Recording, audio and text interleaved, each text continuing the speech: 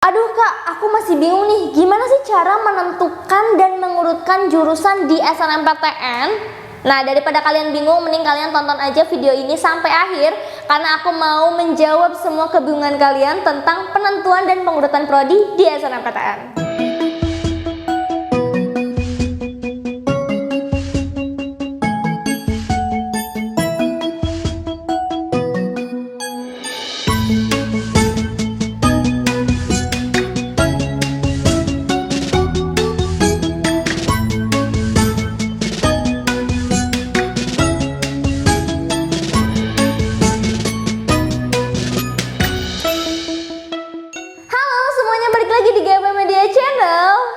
Siapa nih yang masih bingung gimana cara menentukan dan mengurutkan prodi atau jurusan di SNMPTN?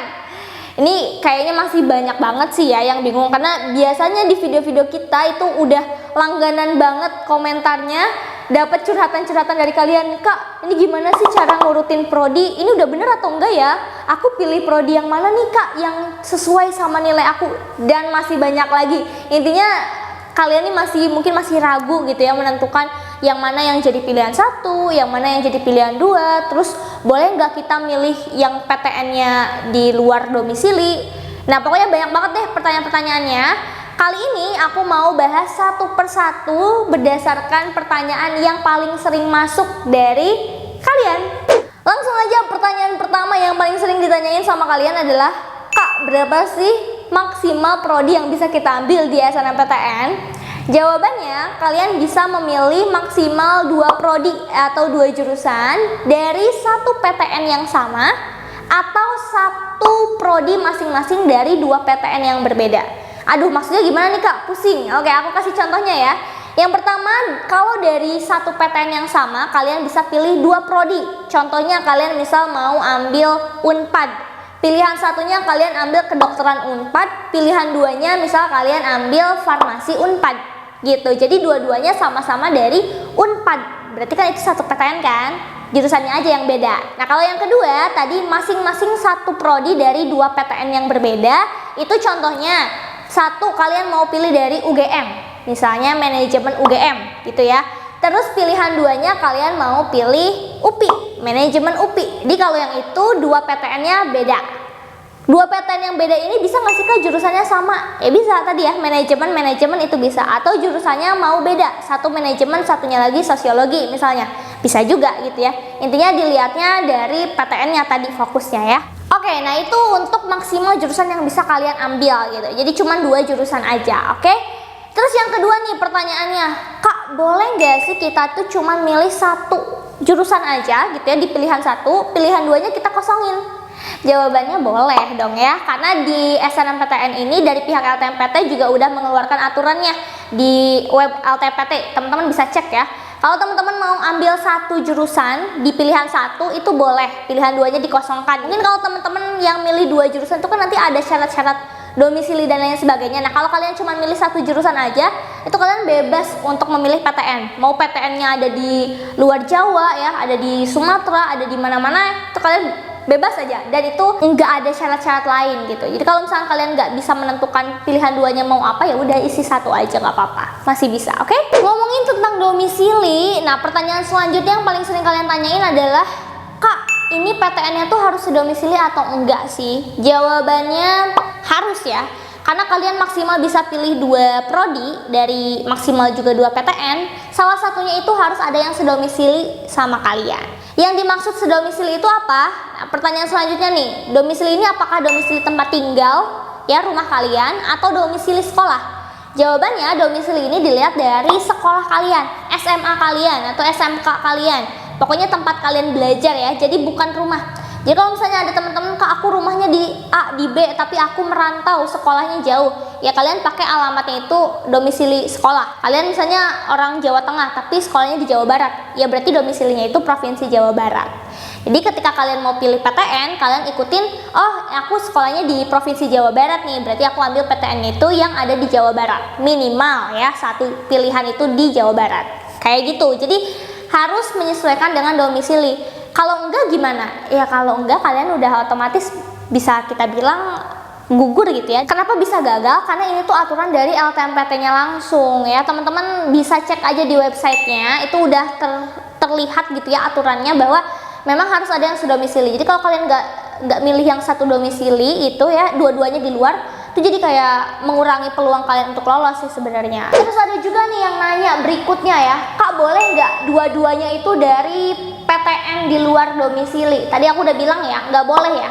Terus Kak gimana misalnya kita ngambilnya cuma satu PTN nih, ngambil 2 jurusan ya, tapi PTN-nya ini ada di luar domisili. Contoh, kalian tinggalnya di Jakarta, misalnya nih ya, kalian tinggalnya di Jakarta, terus kalian pengen ambilnya UGM. Aku cuma pengen UGM aja Kak, aku nggak mau ke PTN yang lain, jadi aku milihnya satu manajemen UGM, 2-nya antropologi UGM juga. Nah itu jawabannya tetap nggak bisa ya, meskipun itu cuma satu PTN, tapi kan itu nanti jadi terpisah. Pilihan 1 manajemen UGM, pilihan 2-nya antropologi UGM. Dua-duanya jadi kayak 2 PTN gitu kan, di luar domisili dua-duanya. Akhirnya itu bisa jadi salah satu kesalahan administrasi juga dan bisa membuat kalian nggak lolos di SNMPTN. Jadi saran aku jangan seperti itu ya. Kalau kalian mau ambil satu PTN aja dengan 2 jurusan tadi, berarti PTN-nya harus yang sedomisili. Kalian misalnya tinggalnya di Bandung, Jawa Barat, berarti kalian bisa pilihnya dua-duanya itu jurusan dari UPI atau dua-duanya jurusan dari Unpad, kayak gitu ya. Jadi nggak boleh di luar domisili, oke? Next, masih ngomongin domisili juga nih. Ada juga yang nanya kayak gini, Kak boleh nggak sih kita pilih 2 PTN dua-duanya sedomisili? Jawabannya boleh banget ya kalau yang ini ya, karena kan emang aturannya itu harus sedomisili minimal 1. Kalau dua-duanya sedomisili itu lebih bagus lagi, biasanya peluangnya bisa lebih tinggi ya. Kalau teman-teman cek faktor-faktor penentu SNMPTN video kita sebelumnya, aku udah jelasin juga, semakin teman-teman pilih yang sedomisili, peluangnya juga akan semakin besar untuk lolos ya. Jadi jangan lupa untuk memilih PTN yang sudah sedomisili dulu. Jadi kalau yang di luar domisili itu kalau bisa dijadikan alternatif kesekian ya. Oke, pertanyaan selanjutnya, Kak boleh nggak sih kita linjur? Ini sebenarnya banyak banget sih yang nanya ya, kayak udah berkali-kali nih aku jelasin juga kan di video-video sebelumnya peluang linjur itu kayak gimana, terus bisa nggak sih kalian linjur. Aku mau kasih tahu dulu nih, kalau dari pihak LTMPT ya, di kemarin nih tahun 2021, terus yang sekarang informasi terbaru juga udah menegaskan bahwa linjur itu tidak dianjurkan. Boleh, tapi tidak dianjurkan. Kenapa sih? Karena peluangnya itu memang sangat kecil teman-teman ya. Karena kan kalau kalian linjur kan saingannya memang dari yang nggak linjur gitu anak-anaknya. Kebayang deh misalnya kalian dari IPA mau ke IPS. IPS itu kan nilai yang dilihatnya kan mata pelajarannya beda kan sama anak IPA. Kalau kalian anak IPA dan nggak punya nilai-nilai yang dibutuhkan anak IPS tadi, otomatis kalian udah kehilangan peluang gitu, karena kalian nggak punya nilai yang dibutuhkan di jurusan tersebut. Jadi kalau kalian mau linjur, memang harus dipastikan dulu sih jurusan itu bisa linjur atau enggak, karena lumayan sedikit ya jurusan yang menerima anak linjur gitu. Kalian harus cek dulu, apalagi kalau belum pernah ada yang linjur juga dari sekolah kalian, terus kalian orang pertama yang mau linjur, itu benar-benar harus hati-hati ya, karena bisa jadi bumerang juga buat kalian gitu. Misalnya Kak ini jurusannya linjur kok gitu ya, tapi aku nggak tahu sih bisa linjur atau enggak gitu kan, itu bisa membahayakan kalian. Jadi kalau saran aku ya jangan linjur gitu, karena kalau linjur sayang aja peluangnya gitu kan. Next question, ada juga nih yang nanyain tentang politeknik di SNMPTN. Kak boleh nggak sih pilihan satunya aku universitas, pilihan 2-nya aku politeknik, atau sebaliknya? Jawabannya boleh selama politeknik itu masuk di SNMPTN ya. Kan itu ada kan daftar politeknik yang masuk di SNMPTN dan SBMPTN. Bisa kalian cek nanti kalau website LTMPT udah dipulihkan, biasanya ada daftar PTN dan politeknik yang bisa kalian pilih di SNMPTN. Biasanya kalau politeknik itu kan untuk yang program D4 ya, yang masuk ke SNMPTN. Jadi jawabannya bisa kalau kalian mau pilihan satunya politeknik, pilihan 2-nya universitas, atau pilihan satunya universitas, pilihan 2-nya politeknik. Oke, next question lagi nih. Ini juga salah satu pertanyaan yang masih banyak yang bingung mungkin ya, gimana sih Kak cara nentuin pilihan 1 dan pilihan 2? Misalnya aku mau pilih jurusan A sama jurusan B, mana sih yang harus dipilih yang 1, mana yang harus dipilih yang kedua? Nah ini kalau kalian belum nonton video kita sebelumnya tentang pengurutan prodi, boleh banget dicek. Itu udah kita jelasin tentang yang namanya keketatan. Nah di sini juga aku sama nih ya, aku pertegas lagi nih. Untuk mengurutkan prodi ya, kalian harus tahu dulu keketatan prodinya berapa. Ya, keketatan itu dari mana dihitungnya? Kalian bisa cek di video kita sebelumnya. Intinya keketatan itu dilihat dari satu, daya tampung, yang kedua peminat. Kalian lihat deh, semakin persentasenya itu kecil, artinya keketatannya itu tinggi. Misalnya jurusan A keketatannya 1,5%, jurusan B keketatannya 10%. 1,5 sama 10% kalau dari angka besaran yang 10% kan. Tapi kalau di sini tuh penjelasannya kebalik. 1,5% berarti jurusannya lebih ketat dari yang 10%. Ya. Kalau 1,5% itu berarti dari 100 orang yang daftar, yang diterima itu ya antara 1 sampai 2 orang. 1,5 gitu kan. Ya, 1 sampai 2 orang gitu ya. Tapi kalau yang 10% berarti dari 100 orang yang diterima 10 orang. Gitu. Jadi kan saingannya nggak begitu ketat gitu kan ya. Jadi teman-teman bisa membandingkan ya dua-duanya. Nah, untuk ditaruh di pilihan tadi, pilihan satu itu adalah jurusan yang lebih ketat ya. Pilihan keduanya adalah jurusan yang lebih longgar. Kenapa kayak gitu? Karena kalau kalian taruh pilihan jurusan yang lebih ketat di kedua, itu sama aja mengurangi peluang kalian untuk masuk. Ini kan kita kan mikirnya gini ya, kalau kita naruh pilihan yang ketat di pilihan kedua, otomatis kalian udah nggak punya peluang lagi gitu untuk diseleksi di sana karena itu ketat banget. Banyak orang yang pilih jurusan itu di pilihan pertama. Jadi kalau kalian taruh itu di pilihan kedua, kayaknya nggak akan ada waktu untuk universitas menyeleksi kalian gitu ya. Jadi pilihan satunya itu yang lebih ketat, pilihan duanya yang lebih longgar. Oke, pertanyaan terakhir nih dari kalian juga sering banget nanya, Kak, alumni berpengaruh nggak sih untuk memilih jurusan di SNMPTN? Jawabannya berpengaruh ya, karena alumni ini adalah salah satu poin penting di SNMPTN sebenarnya, selain nilai dan juga prestasi akademik kalian ya. Karena kalau nilainya kurang-kurang sedikit, biasanya yang dibantu itu dari alumninya. Makanya kenapa alumni disebut berpengaruh di pemilihan atau pengurutan prodi.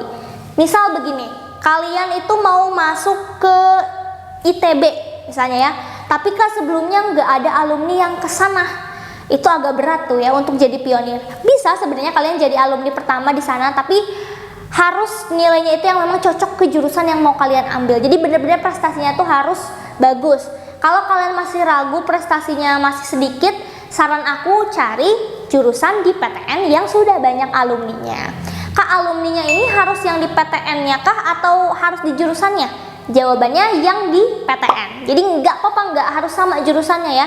Misalnya kalian mau ke UI ambil psikologi, tapi yang ke UI itu rata-rata bukan psikologi. Misalnya yang ke UI itu geofisika gitu, atau jurusan yang lain lah ya. Nggak apa-apa, yang penting dia ada alumni di UI-nya. Jadi kalian bisa ambil UI. Jadi nggak harus sama jurusannya. Emang kenapa Kak kalau kita pilih jurusan yang belum ada alumninya atau PTN yang belum ada alumninya? Ya peluangnya juga lebih kecil.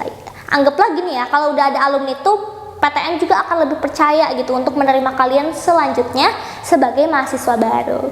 Oke, jadi alumni berpengaruh di pengurutan prodi. Kalau bisa, pilihan satu itu memang prodi di PTN yang sudah ada alumninya, terus juga sedomisili tadi ya, itu udah besar banget peluang untuk lolosnya.